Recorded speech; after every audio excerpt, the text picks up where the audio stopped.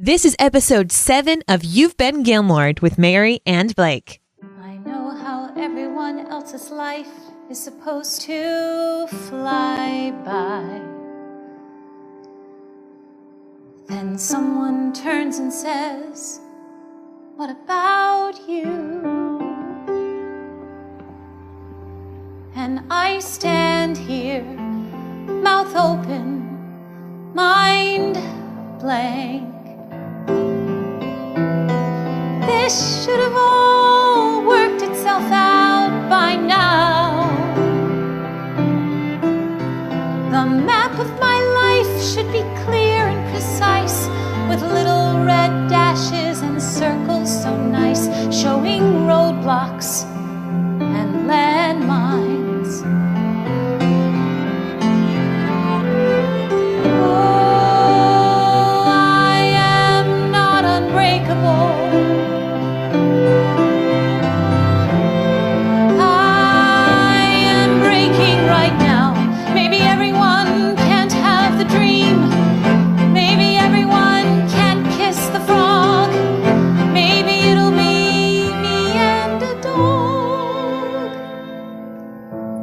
Stuffed dolphins on the floor,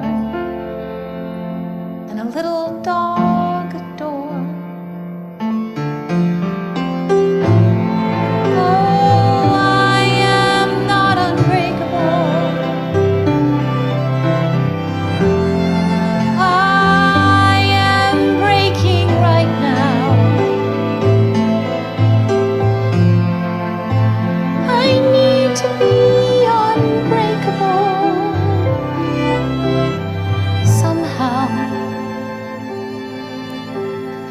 It's never or now.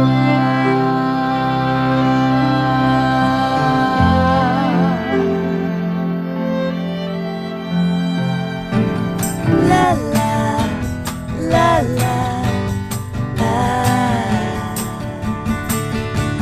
la la la la. All the way from Cranston, Rhode Island, welcome back to You've Been Gilmored. It's a podcast dedicated to the show Gilmore Girls on Netflix. So grab yourself a big cup of coffee or your favorite pint of ice cream and enjoy the show.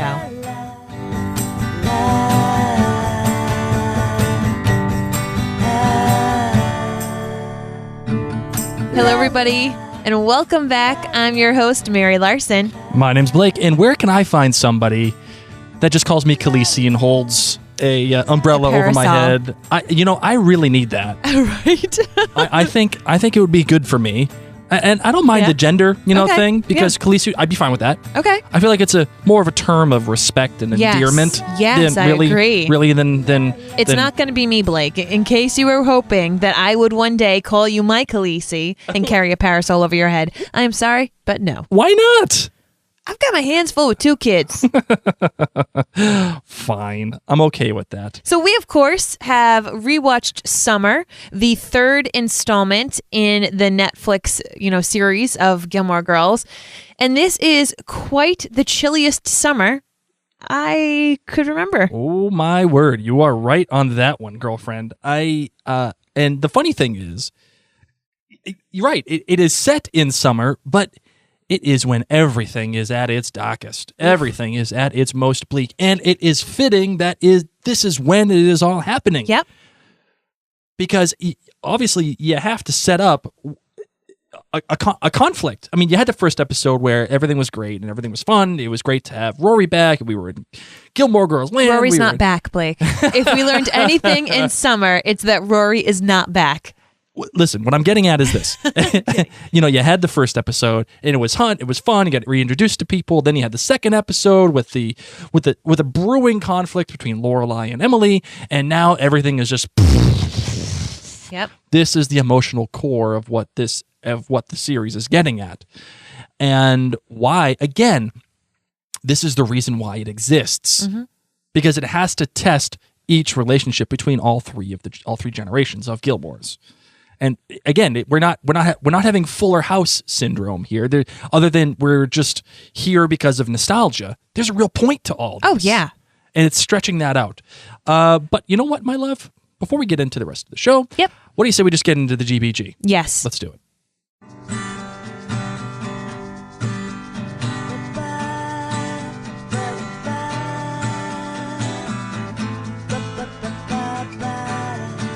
Blake, I want to hear your GBGs first, please. So your good, bad, and great for this episode. All right, so the final scene, the good for me, is the final scene at Luke's. Almost a full 2 minutes of uncut dialogue and fluid camera movement. Okay. Now, this was the conversation between Luke and Lorelai when they're talking about being honest. Being finally. honest with each other. And like, why didn't you tell me that you were at therapy? I don't know if I believe you. I thought that was a great scene. Well, a very good scene. Yes. And that, you had the emotional moment at the end, but this was like this was the beginning of it. This was the big fight. They fought in front of all those people at the diner, and Lorelai just wanted her cup of coffee in the beginning, and she said, this is home, and you're right. It hit ahead. And I really like that. And the emotional scene at the end does not pay off unless you have this scene. You have the fight at Luke's. And I think they knew that, which is why you had 2 full minutes of uncut dialogue going back and forth between everybody, doing what they were doing, grabbing the cups, moving the thing, talking to the guy, being like, oh, I'd like a cup of coffee too. Very important scene. The bad. This is Daniel Palladino. Okay. And I get it. But the pacing of this episode was so poor. I mean, you have the play. And the musical, Blake. The musical. We've already talked about the show being a little self-indulgent. We talked about that. Which was meant to be. And its last episode, it was Kirk's movie. Now this episode, it's the musical. But not only that, we have 5 minutes of delivering papers, West Side or East Side. I mean, what are we doing with this? I know it's fun, it's quirky, whatever, but that could be totally cut out. The musical could be cut out? Well, I'd say at least half of the musical could be cut out. I mean, it was a long, they dedicated long time. 10 minutes in a 90-minute episode. A ninth of this episode is that musical. What's cool is that some of the stars in the musical are real life. We're going to get to that. Stars. Sorry. We're going to get to that. Okay. So, but that was your bad, and I can appreciate it. I think it went a little too long as well. The great was when Rory says, she looked at me the way she looked at Grandma. Oof. And that encompasses the entire argument of what the show is trying to get at right here in the 3rd episode, and what the entire series is trying to get at. That conflict. Beautiful, beautiful stuff. My love, what do you got for your good, bad, great? My good was the conversation with Michelle at the secret bar. 5-0, 5-0. Gave me all the feels. And I'm just happy that Michelle has a partner, and that they're thinking about having kids, and he's just really looking for himself to grow. And I think it really hit home because, of course, we've always loved Michelle. We've loved his character over the years, but this really gave him so much more depth and so much more feelings. And now knowing that Lorelai's only friend left because Sookie's nowhere, is gonna leave. So I feel like that was one of the really strong moments for me where I was like, no, please don't go. And yet I had a lot of fun at that secret bar. So my bad. I too think the play went on a little too long. I do think that it was fun to be theatrical. I love musical theater. I really love that last song, the one that you got to play in the opening. But for my bad, I'm going out on a limb right now. So at the pool, they're there and they have their little kids with the parasols, the Khaleesi moments and everything. And all Lorelai and Rory seem to do is make fun of fat people.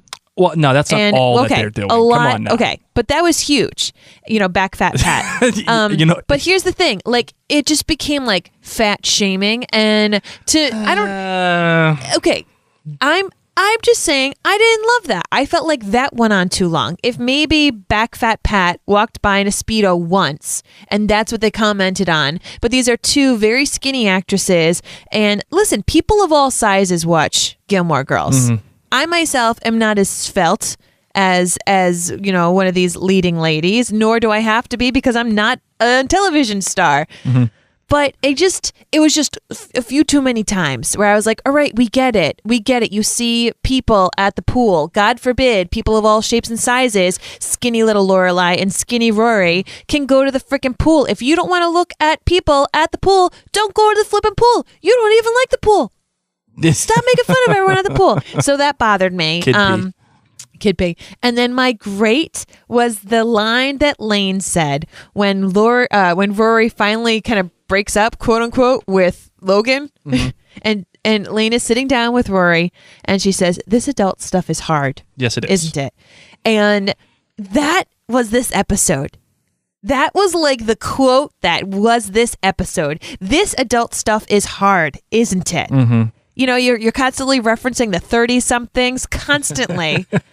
And Rory, just make a freaking friend, okay? Just say hi to them. Say, yes, I would like a milkshake, whatever. But I just felt like no matter what stage of adulting is hard. Whether you're Emily's age, Lorelai's age, or Rory's age, being an adult is hard. So that was my great. I really thought that quote was quite poignant. So how about your coffee rating? What was your coffee cup rating? I'm giving this one 4.8. This was my favorite episode yet. Really? For the revival series, correct? Wow. Because this was the emotional core of what they're trying to get at. Now, remember, like I said, it was great to be in Stars Hollow in the first episode and get reintroduced. It was, like I said before, a almost perfect pilot for the revival series. It's a great reintroduction to the world, but this is the emotional poignancy that we needed to justify the whole show. Now, I know, again, I've talked about the problems that the show has trying to fulfill 90 minutes. Yeah. And there are some things in this episode that are bad, which take it down a couple of notches. But the emotional hits that we're going to get to later on are what make up for everything that happened that I did not like. Okay. How about you? What do you got? I gave it a 4. Whoa! Wow! You want to know why? Why? I like the Gilmore Girls to make me happy, all right? That's why I started watching the Gilmore Girls, because I like to laugh and smile. And you know who made me laugh and smile the most in this episode? Who? Babette.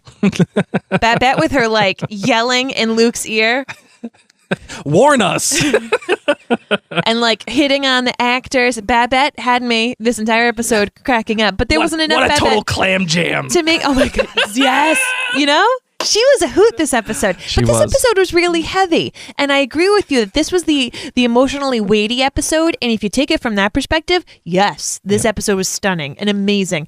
I like to watch the Gilmore Girls to make me feel good about myself, not to remind me that adulting is hard. Move over, Tevye. There's another Jew in town. Love Babette. So, yeah, just a 4. Not saying that it was a bad episode, but I think this is the worst rating you've had. It is. For the revival because series. it made me feel really crappy. But if not for the... Oh, you know what? Okay, we'll get... No, okay. wait. We're going to table this for now. We'll get into that in the conversation. All right. What do you got for your best line? Is that the adulting stuff is hard? Yes. Oh, yes. Or the clam jam. Clam jam was really good. My best line was Jack Smith. He's from the club, and he was at Dad's funeral. Dad wasn't even in the ground yet, and Jack Smith was spraying his scent all over Ma. So gross when you picture it. Oh, so my gross. goodness. All right, you ready to get into the show, my darling? Yes, I am. All right, let's do it.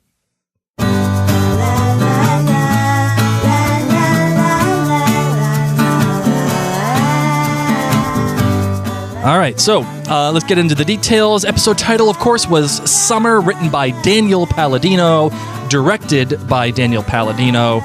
And you can tell that this is his work. When he writes and directs, he turns up the Stars Hollow quirk up to 15 and a half. Let's out of throw in 10. a musical in this episode. You know, and then do the pool episode, and then delivering the papers, and then having the people at the Gazette, you know, with the lady filing, just constantly filing the same file. Love. And the old guy who was in Snow Buddies, the movie. Check that out. He played the sheriff in Snow Buddies. A terrible movie with dogs, it's actually quite golden cute. Retrievers that talk. My son watches it and loves it. But the fact that I know that, I shame myself for knowing that. You're fine. You're fine. All right, so I want to get to this conversation that we were just about to have, which is you don't want Gilmore Girls to make you feel sad. The problem with that statement, though, is Gilmore Girls, as we have discussed in this podcast, is about real life, real relationships. Adulting is hard. Adulting is hard. And grief. And not only that, if you do not have this episode, you have no arc for them to follow. I know, and I guess, that's the magic of before having 7 seasons, that you could have a lot of light, fluffy moments and sprinkle in some tough times. But there was fun moments in this episode, too. Yes, but not a lot. This was because you liked it so much, this was the heaviest episode. And I'm not saying it was a good episode. It was a really good episode. I'm a big fan of this whole season. I'm just saying that for me personally, I like to watch lighter shows, especially before I go to bed. And that's why I got to Gilmore Girls. I like Gilmore Girls to cheer me up. I don't like Gilmore Girls to bring me down. And it brought me down a little bit. But there was Jess. For your boy Jess, he's there. Okay, he was there for a hot second, and he and Rory didn't hug. I wanted to be like, you haven't seen each other in 4 flipping years. You don't even hug? But I did love that he stole Luke's hat. Yeah, I like that too, and he threw it. And you know what sucks? So it's been 4 years since they've seen each other. Lorelai still hates Jess. She made that little comment where Rory said, when Rory was explaining about the book idea.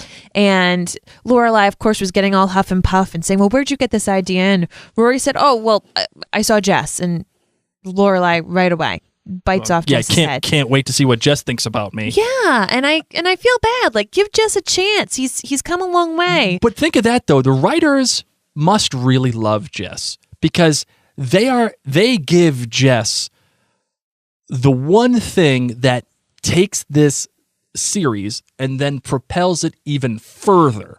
He is the one who comes up with the idea of writing the book. Yes. That is a major development. Yeah. And the other issue that I have is that this episode, certain things happen because they're convenient. Like all of a sudden, at Round Bottom, he retires and goes to Florida, and now Rory actually has a purpose for being in Stars Hollow. She's now the editor. She's doing all this stuff. She's not back, but she's finding herself again. A little convenient for the plot. I get it. Kind of like how Paris was all of a sudden the lady who did the babies. A little convenient for her to be in there to do that. I suppose what this episode was doing again was exploring what Lorelai and Rory and even Emily are actually doing with themselves, which is why I think I really like this because they're all at a loss.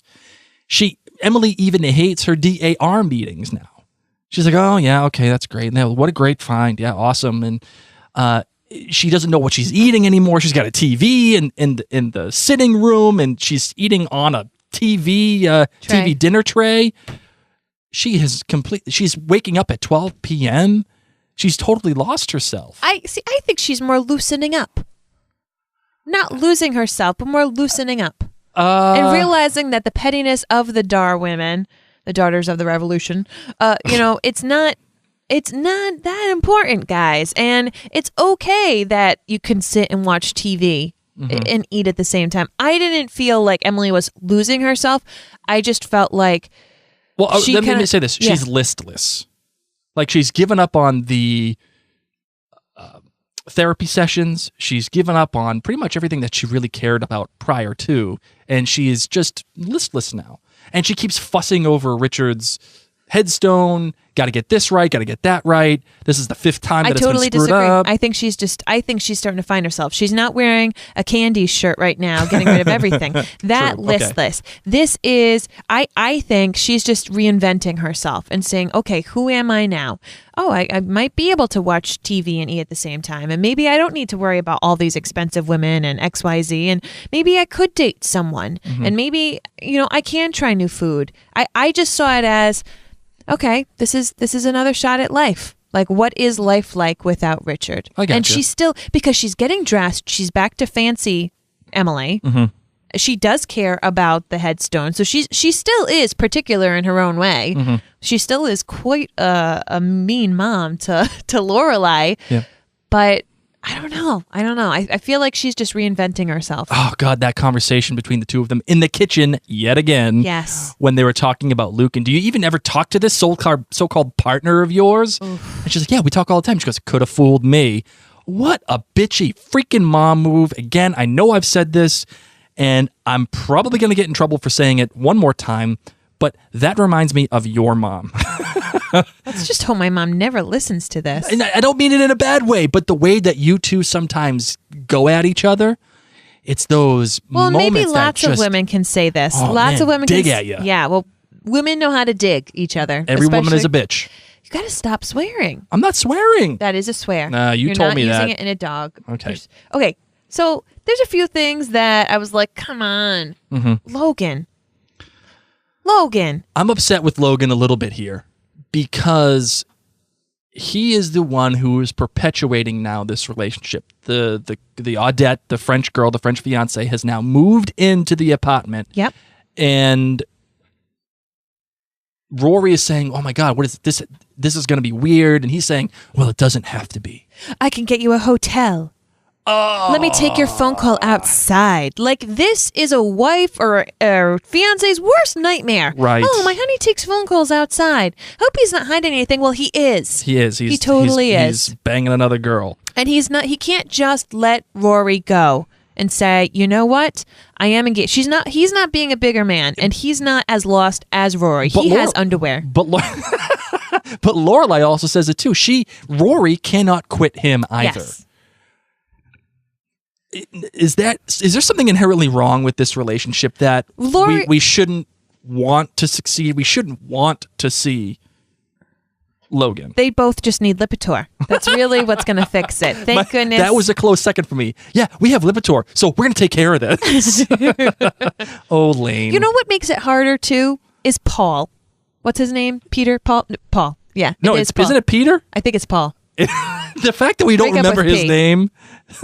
And it's now been the better part of a year. She's been dating this guy for 2 years. So it's it just makes me really frustrated with Rory. Here she is sleeping with a guy who is engaged, and that to me is mostly on Logan. But Rory has a boyfriend, not just some guy I'm casually dating, but like literally this is my boyfriend and I need to break up with him. And she completely ignores him and is sleeping around. So the Paul stuff makes me feel really bad. The Logan stuff makes me feel really bad. Thank God Jess was in this episode to give us any hope in men.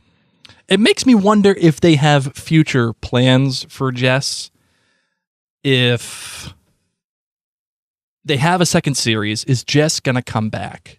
Because the way that they had this conversation and the way that it was left, it felt like to me, again, because the writers, I think, favor Jess. Mm-hmm. I think a lot of the fandom favors Jess. And it would make sense to me, well, we can get into that later, but it would make sense to me if he comes back. Because to me, Jess feels like Rory's Luke. Oh, yeah. I mean, it's a complete mirror. Jess is Rory's Luke and Logan is Rory's Christopher. It's a complete mirror of her mom. But we'll discuss this in the last episode or maybe the follow-up episode. But it makes it interesting because he's the one who suggests writing the book about their lives. Yeah.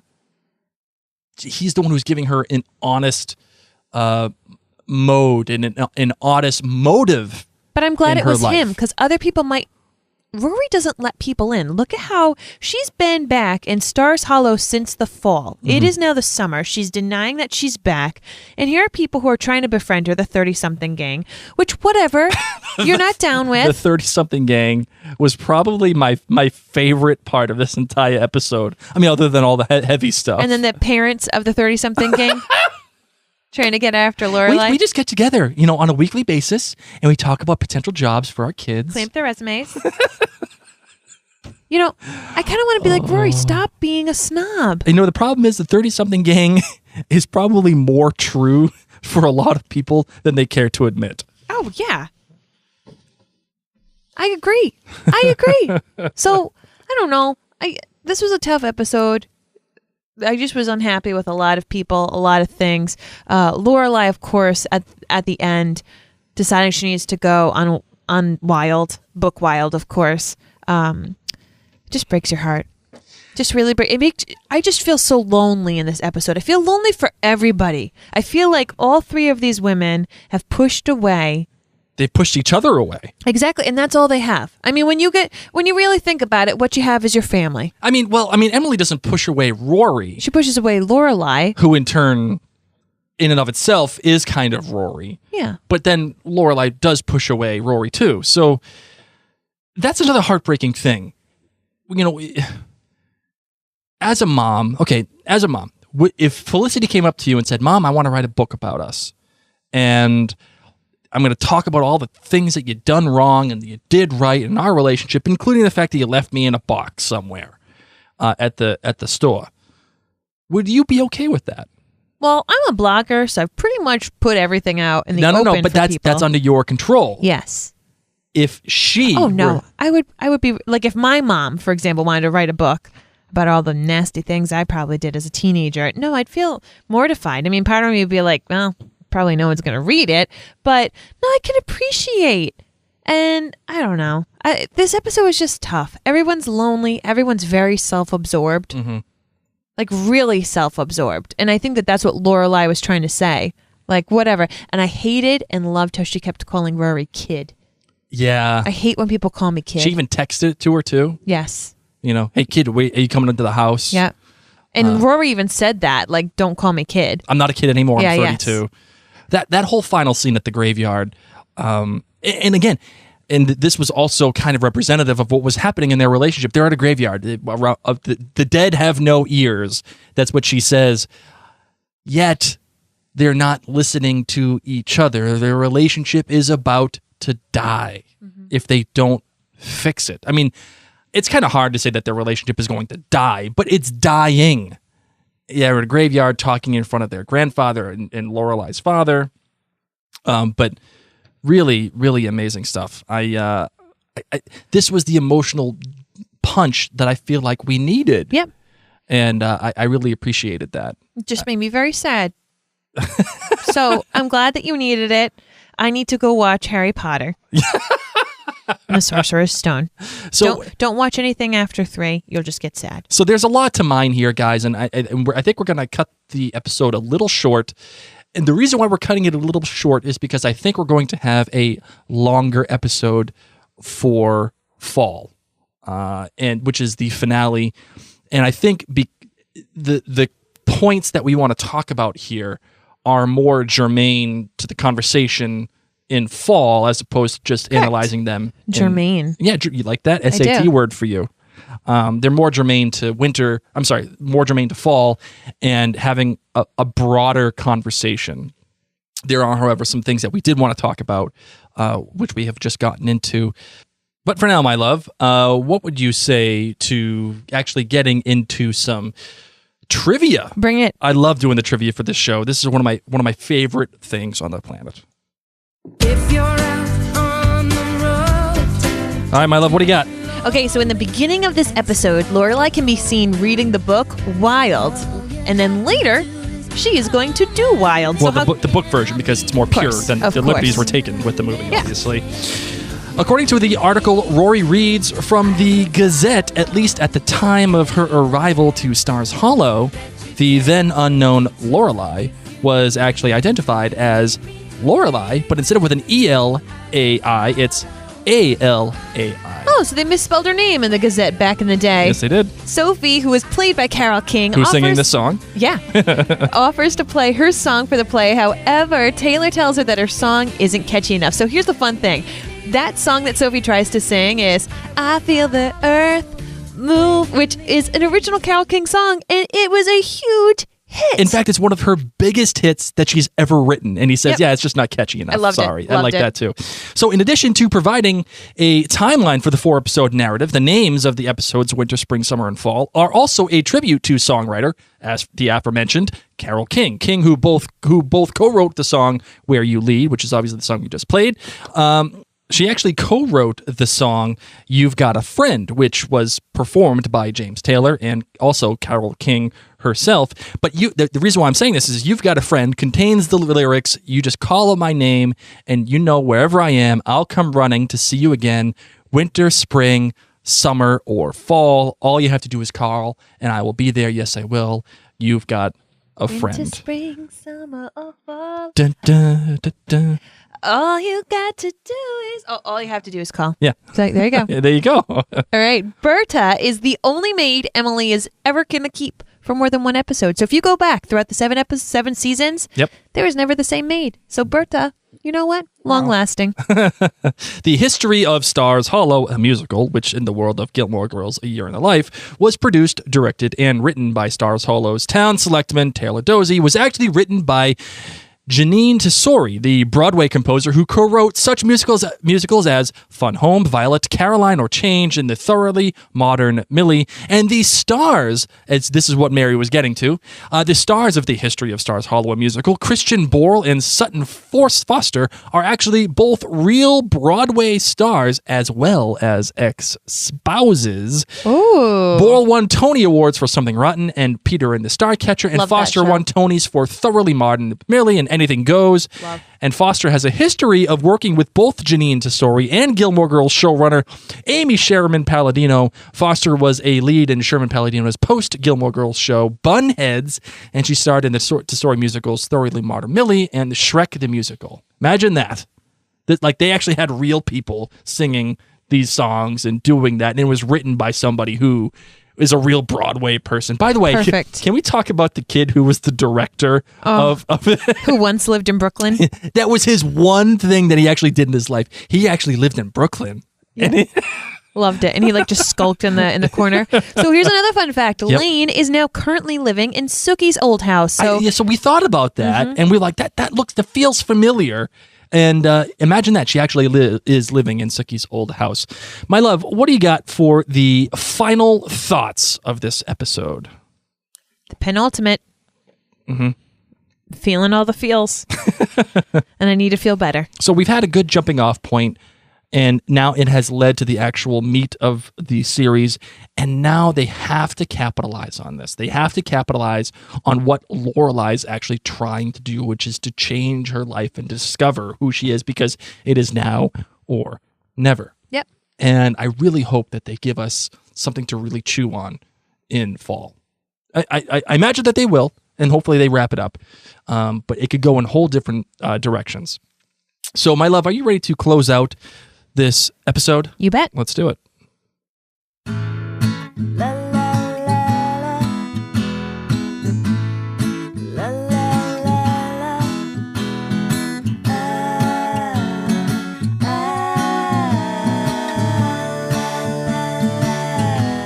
So, ladies and gentlemen, as always, you can connect with us online. Head on over to maryandblake.co. That's our main website. Search the hashtag You've Been Gilmored. And if you know any Gilmore Girls friends, please recommend the show to them. Until next time, ladies and gents, I'm Mary Larson. My name's Blake. And you've been listening to You've Been Gilmored.